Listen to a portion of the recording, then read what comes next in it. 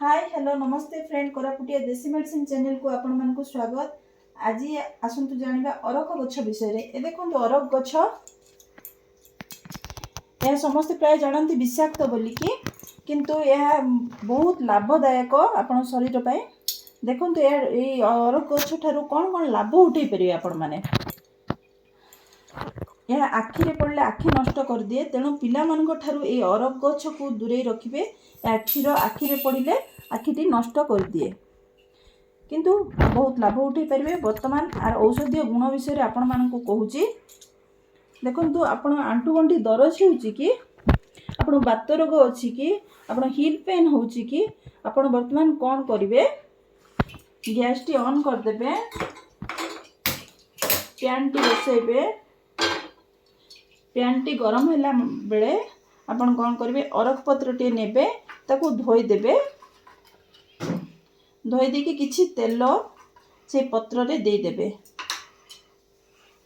देखंतु किछि तेल दे देले ताकू कौन करिवे, पैन रे सेकी देबे।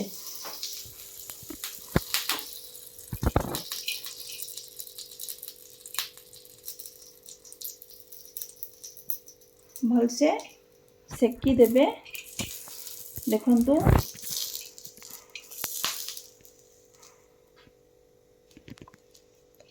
ताकू सेकी देबे। सेकी देला परे कौन करिवे, ताकू उषुम उषुम एपरि भाबरे सोरिष तेल देबे। सोरिष तेल देई ताकू सेकी देला परे एपरि भाबरे उषुम उषुम ताकू जेउ स्थान रे आंठू बा गंठी जेउ स्थान रे भी आपण हिल पेन होची, हिल रे बा आंठू गंठी रे आकू गोटे कपड़ा माध्यम रे भल से एपरि भाबरे बांधी नेबे।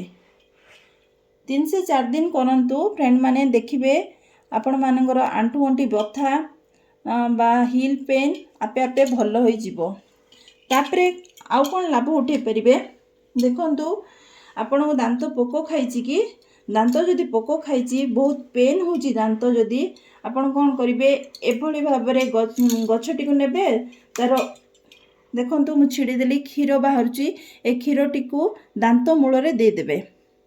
हाँ, जदि आपण डर मारुची क्षीरटी देबा पे, ताहले देखंतु एभली भाबरे तार काठटी को नेबे, दांत काठी परीक्षा करके चाबिबे। तापरे ए दांत काठी को ता दांत मूल रे एपड़ी भाबरे घसीबे। तापरे कुली कर देबे। 2-3 मिनिट घसिला परे कुली कर देबे। 2-3 दिन करके देखंतु आपण दांत बथारू उपशम मिलिबो, आराम से दांत बथा कमी जिवो। थर्ड रे आपण माने कोन लाभ उठे परिबे, आपण झाड़ा होची बा डायरिया होची जदी आपण माने कोन करबे, एहा चेरर जो ये जो चोपाटी को नेबे, 5-6 गोलमर्च दे देबे। भलसे शिଳରେ बाटी नेबे। जो चेर थाए तार चोपाटी को एपरि भाबरे काढी नेबे। नेकी 5-6 गोलमर्च दे देबे, ताको बाटी देबे। 5-6 टैबलेट कर नेबे। 5-6 दिन आपण खाई नेबे। खाई नेले आपण आराम से भल होई जिवो। तापरे आपण मुहरे जदि कला दाग हेउची, ताहले ए जो क्षीर बाहउची, क्षीर रे किछि सोरिष तेल दे देबे। आपणर ए क्षीर देखंतु, मनकर एति क्षीर बाहरला, ए क्षीर रे गोटे टुपा सोरिष तेल आउ गोटे टुपा हलदी मिसई देकी आपण कला दाग बा व्रण छाड़िला परे फेस रे जो ब्लैक स्पॉट्स छाड़ी जाए, ता ऊपर एपरि भाबरे घसीबे। गोटे सप्ताह मध्य रे आपण कला दाग